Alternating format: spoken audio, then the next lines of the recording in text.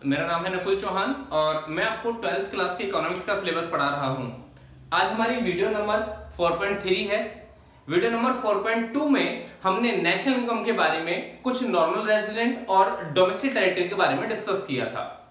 आज का जो ये हमारा टॉपिक है, ये टॉपिक एक्चुअल में कुछ छोटे छोटे टर्म्स के बारे में रहेगा, क्योंकि जब हम नेशनल इनकम पढ़ते हैं तो नेशनल इनकम में हमें बहुत सारे छोटे छोटे कंपोनेंट पढ़ने होते हैं और उनको बनाने के लिए हमें इन सारे टर्म्स को यूज करना पड़ता है। तो मैं स्टार्ट करता हूं one by one in terms को। सबसे पहला जो टर्म इसके अंदर आता है वो है नेट, और दूसरा जो टर्म इसके अंदर आता है ये आता है ग्रॉस। इनको पहले समझो, क्योंकि तुम जितने भी टॉपिक आगे नेशनल इनकम में पढ़ोगे, अब अगर मैं इस तरीके से कहूंगा gross domestic product at market price, GDP at MP, GDP at FC, NDP at MP, NDP at FC. अब अगर इन टर्म्स के बारे में एक एक छोटे छोटे स्मॉल वर्ड नहीं पता तो आपको फिर प्रॉब्लम होगी। हमने बोला जीडीपी एट एमपी, मैंने यहां पर वो वर्ड्स लिखे, ग्रॉस है, डोमेस्टिक है, पी का मतलब प्रोडक्शन हर जगह चलता रहेगा, एमपी का मतलब मार्केट प्राइस, मतलब इन्हीं से मिलकर हमारे वो छोटे छोटे टर्म्स बनेंगे। तो इसलिए मैं पहले आपको ये वाले टर्म्स बता रहा हूं। सबसे पहले आता है हमारा नेट और ग्रॉस। अगर मैं नेट और ग्रॉस की बात करूं तो नेट और ग्रॉस का मतलब क्या होता है? देखो, फॉर एग्जांपल हमारे पास एक मशीन थी और इस मशीन की वैल्यू जो है वो 1 लाख रुपीस है। मैंने इस 1 लाख रुपीस को यूज किया और यूज करने के बाद जब लास्ट में चेक करा तो इसकी वैल्यू कितनी बची? 90,000 रुपीस। मैं स्टार्टिंग में इसकी वैल्यू 1 लाख मान लो यूज करने का, तो उसकी वैल्यू कितनी है? 90,000। एक्चुअल में ये जो वैल्यू है 1 लाख रुपीस, ये है उसकी ग्रॉस वैल्यू, और 90,000 जो है ये है उसकी नेट वैल्यू। और हमने पढ़ा था फर्स्ट चैप्टर के अंदर कि जब ग्रॉस से नेट पर जाते हैं, या फिर एक जब एसेट की वैल्यू उसकी यूज करने की वजह से घटती चली जाती है, तो उसका रीजन होता है उस पर क्या लगा? डेप्रिसिएशन। तो इन दोनों के बीच में क्या लगा होगा? डेप्रिसिएशन। मैं इसको ये भी कह सकता हूं, डेप्रिसिएशन को हिंदी में मूल्यह्रास कहा जाता है। मैं ये भी कह सकता हूं कि ग्रॉस में से अगर मैंने डेप्रिसिएशन माइनस करा, 1 लाख में से अगर मैंने 10,000 माइनस करा, तब जाके 90,000 आया। तो यहां से एक रिलेशन क्रिएट हुआ, और वो रिलेशन क्या क्रिएट होता है कि अगर ग्रॉस वैल्यू में से माइनस कर दिया जाए किस चीज को? डेप्रिसिएशन को, तो हमें क्या मिल जाता है? हमें मिल जाता है नेट वैल्यू। ये एक रिलेशन क्रिएट हुआ। ग्रॉस को हम जी से रिप्रेजेंट करेंगे, डेप्रिसिएशन को हम डेप से रिप्रेजेंट करेंगे, और नेट की वैल्यू को हम एन से रिप्रेजेंट करेंगे। ये है हमारा एक रिलेशन यहां पर, ठीक है। अगर हमें नेट वैल्यू निकालनी है तो डेप्रिसिएशन जोड़ दो भाई, ऑब्वियस सी बात है। अगर मैंने ग्रॉस में से माइनस कर नेट वैल्यू निकालनी है तो ग्रॉस में डेप्रिसिएशन माइनस कर दो, और अगर मैं ग्रॉस वैल्यू निकालनी है तो उसका अपोजिट कर दो। हम इसे ऐसे भी तो लिख सकते हैं कि जो नेट वैल्यू होती है, अगर हम नेट में ऐड कर दें डेप्रिसिएशन को, तो हमें क्या मिल जाता है? ग्रॉस वैल्यू मिल जाती है। नेट में अगर ऐड कर दे डेप्रिसिएशन को तो हमें क्या मिलेगा? Gross value. मैंने क्या करा, जस्ट इस वाली एक तरीके से एक तरह की इक्वेशन है, मैंने इस वाले रिलेशन को बस अपोजिट कर दिया, इसकी साइड एक्सचेंज कर दी। ये हमारा इसमें पहला रिलेशन है जो हमें नेशनल इनकम में बहुत ज्यादा हेल्प करेगा, ठीक है। सेकंड आता है हमारा इसमें नेट और ग्रॉस वाले टर्म्स क्लियर हो गए। सेकंड आता है डोमेस्टिक और नेशनल। अगर मैं इन दो टर्म्स की बात करूं तो ये दोनों टर्म्स एक दूसरे से लिंक करते हैं। डोमेस्टिक का मतलब क्या होता है? देखो, ये है डोमेस्टिक। डोमेस्टिक वर्ड हमने पढ़ा था लास्ट क्लास में कि डोमेस्टिक जो वर्ड आएगा तो वो हमारी with in the domestic territory of India को रिप्रेजेंट करेगा। जब डोमेस्टिक की बात करी जाती है तो डोमेस्टिक का मतलब होता है इंडिया की डोमेस्टिक टेरिटरी के ऊपर।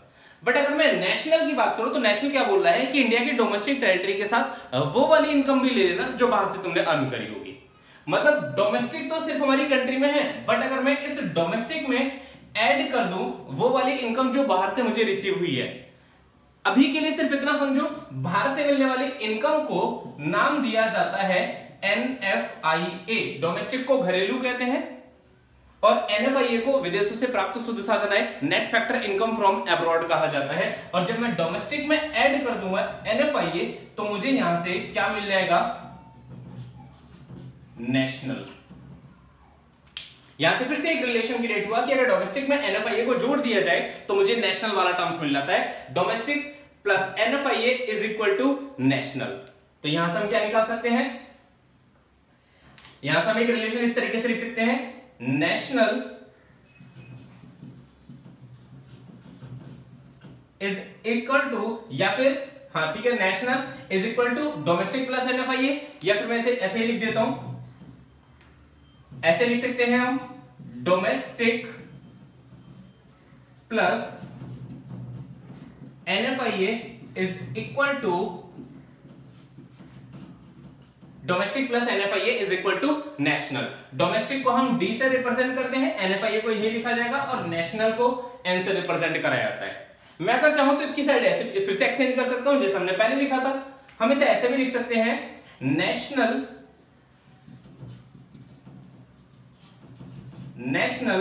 Minus NFIA is equal to domestic, national को हम N से रिप्रेजेंट कर रहे हैं, डोमेस्टिक को हम D से रिप्रेजेंट कर रहे हैं। तो ये हमारा इसमें सेकंड रिलेशन बन जाता है, जो हमारा नेशनल इनकम के बाद की जो न्यूमेरिकल सम्स होंगे उनमें बहुत ज्यादा यूज होगा। पहला relation gross minus date equal net, second domestic plus NFIA is equal to national. ठीक है, डोमेस्टिक और नेशनल कवर हो गया। डोमेस्टिक को हम घरेलू कहते हैं, नेशनल को हम राष्ट्रीय कहते हैं, ग्रॉस को हम सकल कहते हैं, नेट को हम शुद्ध कहते हैं। नेक्स्ट आता है हमारा इसमें फैक्टर कॉस्ट और मार्केट प्राइस। अगर मैं फैक्टर कॉस्ट और मार्केट प्राइस की बात करूं तो एक्चुअल में क्या होता है, जब हम किसी प्रोडक्ट को बनाते हैं तो प्रोडक्ट को बनाने के लिए फैक्टर ऑफ प्रोडक्शन को यूज किया जाता है, और जब फैक्टर ऑफ प्रोडक्शन को यूज करते हैं तो फैक्टर ऑफ प्रोडक्शन की जो कॉस्ट होती है उसी को फैक्टर कॉस्ट का नाम दिया जाता है। तो सबसे पहले हमारे पास क्या आती है यहां पर, फैक्टर कॉस्ट।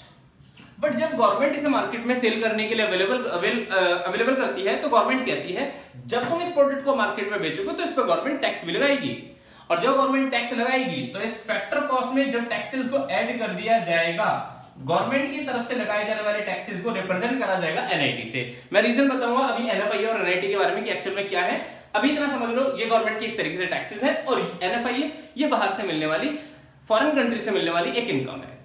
अगर मैं NIT के फैक्टर कॉस्ट में टैक्सेस को ऐड कर दूं तो टैक्सेस को ऐड करने से मुझे वो प्राइस मिल जाता है जिस पर मुझे अपने प्रोडक्ट को मार्केट में सेल करना है, मार्केट प्राइस। तो यहां से फिर से एक रिलेशन क्रिएट हुआ कि अगर फैक्टर कॉस्ट में NIT को जोड़ दिया जाए तो हमें क्या मिल जाएगा, मार्केट प्राइस मिल जाएगा। तो यहां से हम तीसरा रिलेशन लिख सकते हैं, factor cost plus NIT is equal to market price. Factor cost को हम FC से रिप्रेजेंट करेंगे और मार्केट प्राइस को हम MP से रिप्रेजेंट करेंगे। फैक्टर कॉस्ट और मार्केट प्राइस में हम इसको अपोजिट करके भी लिख सकते हैं कि जो मार्केट प्राइस होता है, अगर मैं इस मार्केट प्राइस MP में से माइनस कर दूं नेट इनडायरेक्ट टैक्सेस को NIT को, तो हमें क्या मिलेगा, फैक्टर, तो हमें क्या मिलेगा, फैक्टर कॉस्ट। ये हमारा तीसरा रिलेशन होता है। नेशनल इनकम के अंदर मैं जब तुम्हें सारे मेथड्स पढ़ाऊंगा नेशनल इनकम को कैलकुलेट करने के, तो ये ध्यान रखना उन तीन मेथड के अंदर अगर तुम परफेक्ट होना चाहते हो तो तुम्हारे ये तीन रिलेशंस परफेक्ट होने चाहिए। पहला relation gross minus date equal net, दूसरा relation domestic plus national is equal to domestic plus NFIA is equal to national, और third relation factor cost plus NIT is equal to market price. इसे तुम normal ऐसे भी लिख सकते हो और इसे अपोजिट करोगे तो उसकी इक्वेशन भी चेंज हो जाएगी, मतलब जो नेगेटिव है वो पॉजिटिव में चला जाएगा। ये तीन रिलेशंस को परफेक्ट कर लो क्योंकि ये न्यूमेरिकल सम्स में आपकी बहुत ज्यादा हेल्प करने वाले हैं। ठीक है, चलो अब बात आती है कि भैया डेप्रिसिएशन तो देखो हम ऑलरेडी पढ़ चुके थे। डेप्रिसिएशन का तो हमें पता है, हमने फर्स्ट चैप्टर में पढ़ा था reduction in the value of fix asset because of use of it. तो अगर किसी फिक्स एसेट को हम यूज करते हैं और उसको यूज करने से उसकी वैल्यू घट जाती है तो उसको नाम दिया जाता है डेप्रिसिएशन। बट बात आती है NFIA क्या है। देखो हम रहते हैं इंडिया में, ठीक है, और मान लो इंडिया के साथ, इंडिया वाले जो डील करते हैं वो किसके साथ डील कर रहे हैं, USA के साथ भी कोई डील करते हैं, उनकी जो भी इंपोर्ट एक्सपोर्ट प्रोसीजर ये सब चलते रहते हैं। मुझे पता है जब USA वाले के साथ हमारे लिंक होते हैं तो हम इन USA वालों को, मैंने फर्स्ट क्लास जब पढ़ाई 4.1 तो उसमें बताया था फैक्टर इनकम और ट्रांसफर इनकम।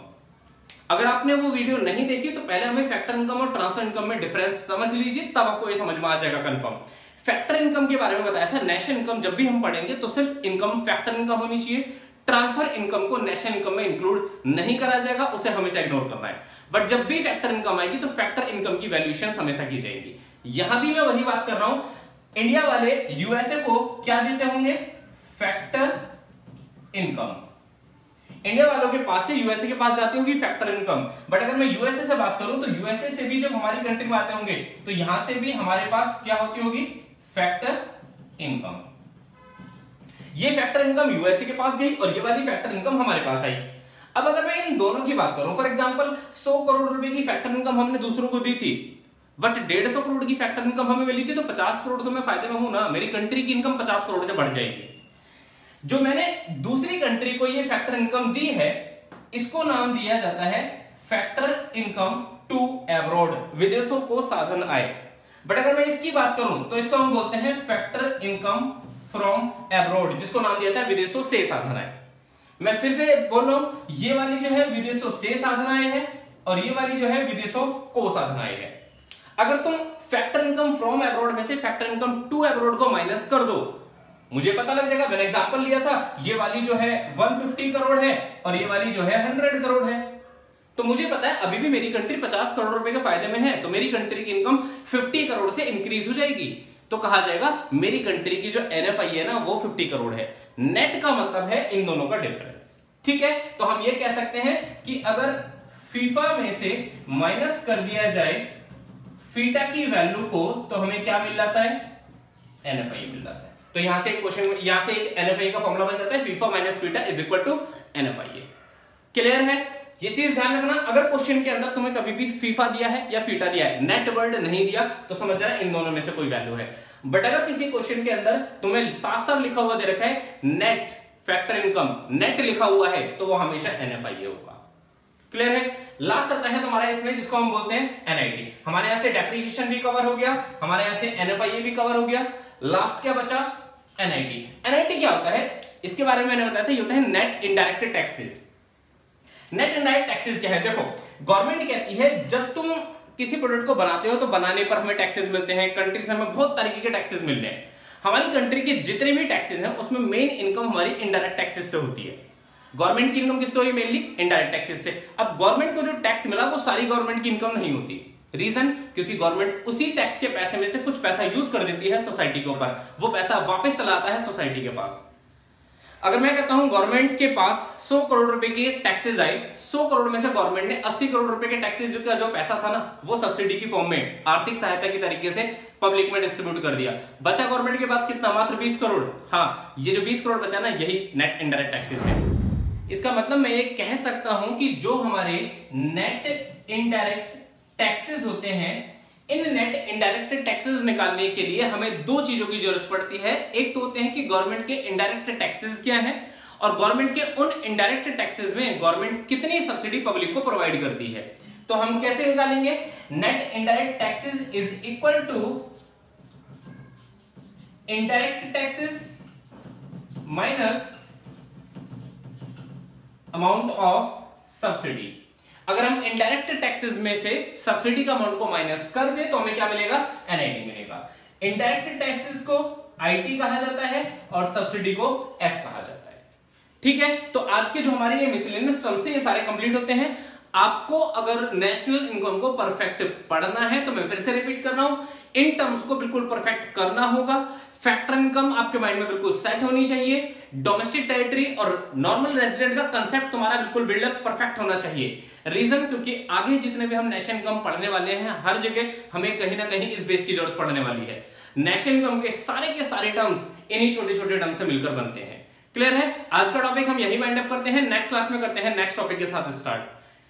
अगर आपको ये वीडियो अच्छी लगी हो तो लाइक कीजिए, हमारे चैनल को सब्सक्राइब कीजिए और ज्यादा से ज्यादा हमारी वीडियोस को शेयर भी कीजिए। That's all for today.